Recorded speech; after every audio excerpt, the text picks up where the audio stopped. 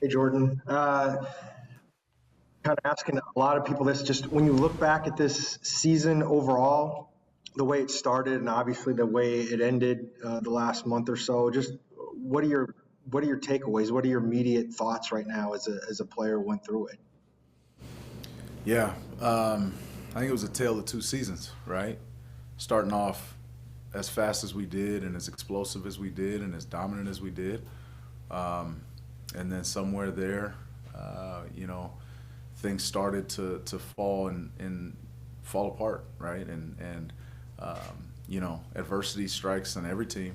Adversity strikes in every season, and we weren't, you know, we knew that was coming. We expected that, but great teams find a way to push through that and come together and become better on the other side of it. And you know, we there's too little, too late. You know, as much as we tried to push through and tried to continue to fight through and figure out what was going on, you know, we just didn't do it in time.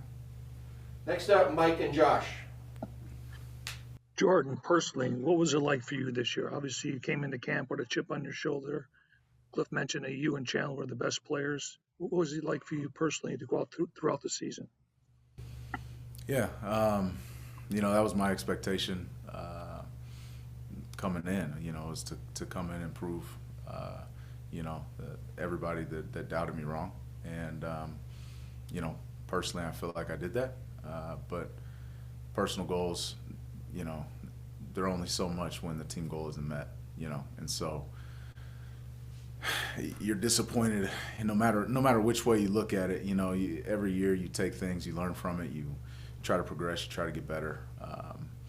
But you know, this game's about winning, and that's what we're trying to do. And it's tough. You look back and you're disappointed. Hey Jordan, where is your relationship with the team at the moment? And then, are you going to re-up your request to be traded, or are you happy with where you are here right now? We'll see. Yeah, I mean, I've been so focused on this past game. We'll see how it all shakes out. I'm not ready to answer that question yet. Next up, Greg and Bob. Jordan, first of all, thanks for everything this season. I learned a lot listening to you explain things, and I really appreciate you taking that time as often as you did. It meant a lot. Sorry that the season ended the way it did. Thank you. I'm concerned, man, with the lack of black coaches in the NFL right now, head coaches. And it makes me concerned specifically for a guy such as yourself. I could see you being a head coach in 10 years, no problem. But I don't know that you'd ever get that opportunity based on the way I see things going. There's one black head coach in the NFL. I think Vance is good enough to have another opportunity. And I'm curious what your thoughts are assessing Vance and assessing the state of the league. And what does it feel like to be a player, an African-American player, and look around and see the landscape as it is? Thank you. Yeah, I mean, it's undoubtedly an issue.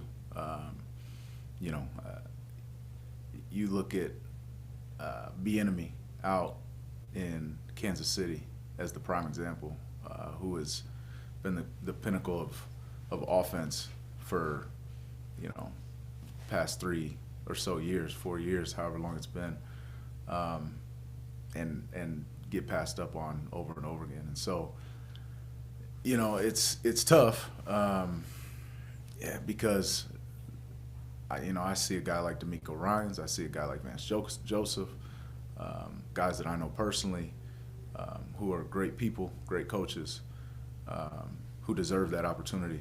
And you know, quite frankly, you don't know if they'll get it. So I think it's something that needs to be addressed. And you know, for me, I can't predict the future of my future, but you know, if I ever was in that situation, I would hope that, you know, I'd get a fair shot as well.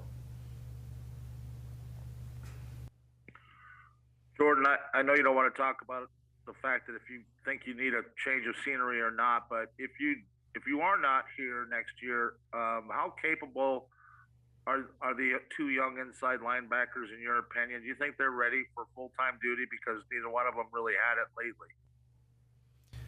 I do. I mean, I think they wouldn't be here if they weren't.